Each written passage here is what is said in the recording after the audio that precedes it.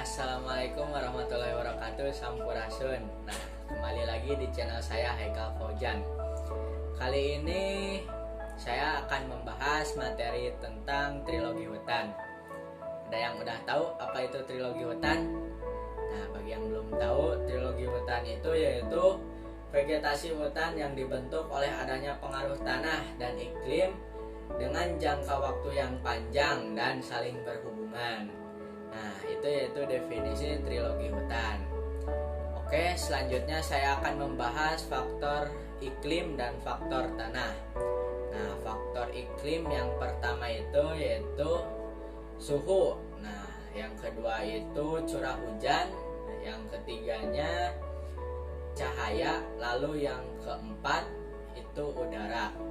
Nah, setelah faktor iklim, kita lanjut ke faktor pembentuk tanah. Nah, faktor pembentuk tanah yang pertama itu yaitu iklim. Lalu yang kedua itu organisme termasuk manusia. Yang ketiga itu bentuk permukaan. Lalu yang keempat bahan induk dan yang terakhir waktu.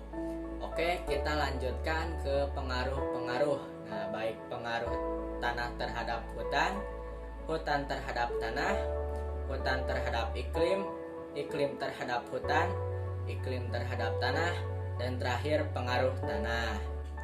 Oke, yang akan saya bahas pertama itu yaitu pengaruh tanah terhadap hutan.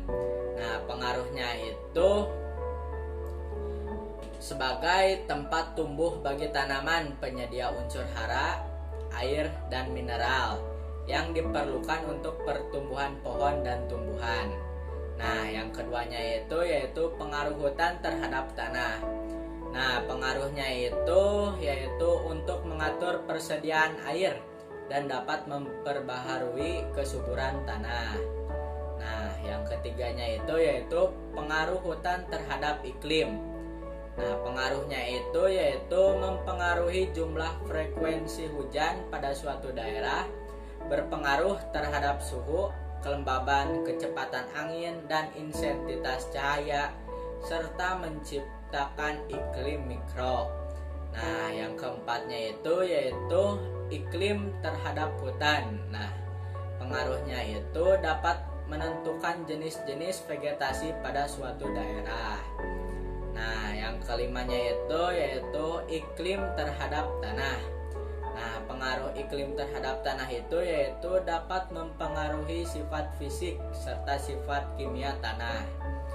Nah, yang terakhir atau yang keenam itu yaitu pengaruh tanah terhadap iklim.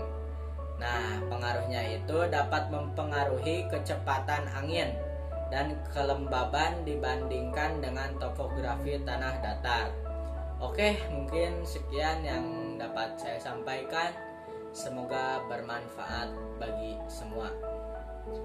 Wassalamualaikum warahmatullahi wabarakatuh.